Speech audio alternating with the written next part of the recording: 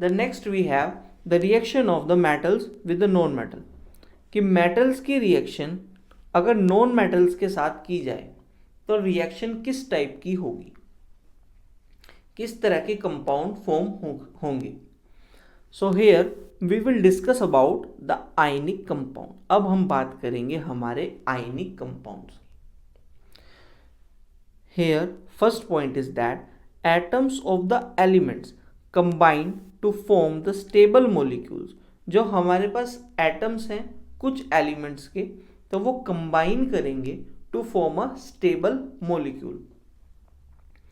अगर दो atom, atom 1 plus atom 2, दोनों मिलकर के एक स्टेबल मॉलिक्यूल बना रहे हैं, स्टेबल मॉलिक्यूल बनाते हैं,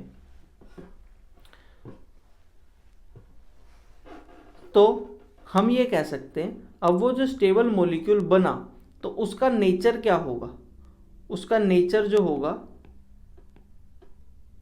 वो डिपेंड करता है on the nature of the atom 1 and nature of the atom 2।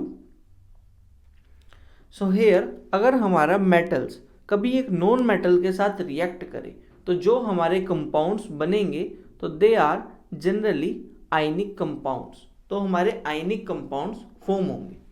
Firstly we have, हम बात अगर करें वैलेंसी की, तो combining power of an atom is expressed as valency.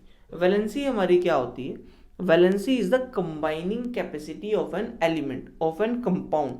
मतलब एक atom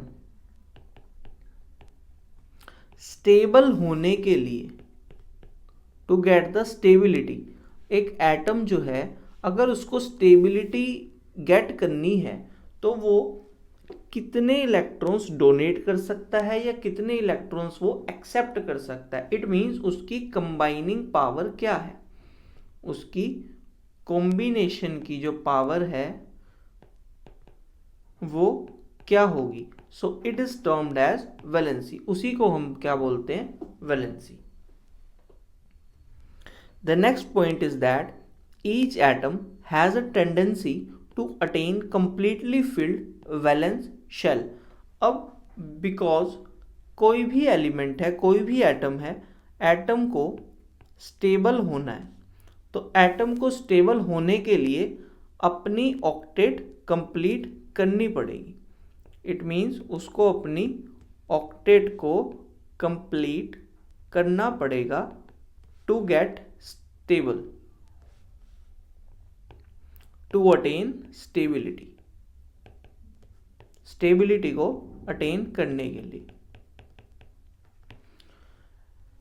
and due to this उसको अपने वैलेंस शेल के जो इलेक्ट्रॉन्स हैं और अपने वैलेंस शेल के इलेक्ट्रॉन्स को कंप्लीटली फिल्ड करना पड़ेगा, उसकी वैलेंस शेल कंप्लीटली फिल्ड होनी चाहिए।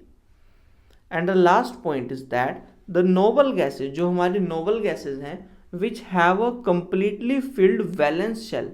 इट मीन्स क्योंकि जो हमारी नोबल गैसेज हैं सिर्फ यही कुछ ऐसे एलिमेंट्स हैं, हम कह सकते हैं नोबल गैसेज कह सकते हैं, इनको इनर्ट गैसेज कह सकते हैं। ये एक स्पेशल हैं बिकॉज यही एक हमारे एलिमेंट्स हैं which are inactive in state. मतलब ये ना तो कोई भी इलेक्ट्रॉन डोनेट करेंगी, never participate in, never participate in reaction, और वी कैन से दैट ये कभी भी ना तो लूज करती हैं ना ही गेन करती हैं कोई भी electron.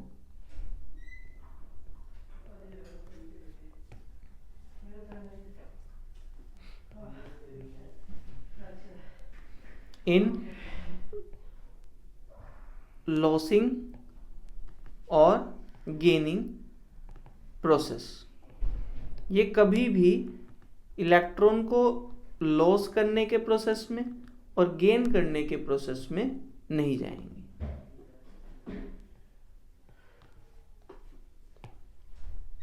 So they are very stable. सो हम कह सकते हैं हमारे पास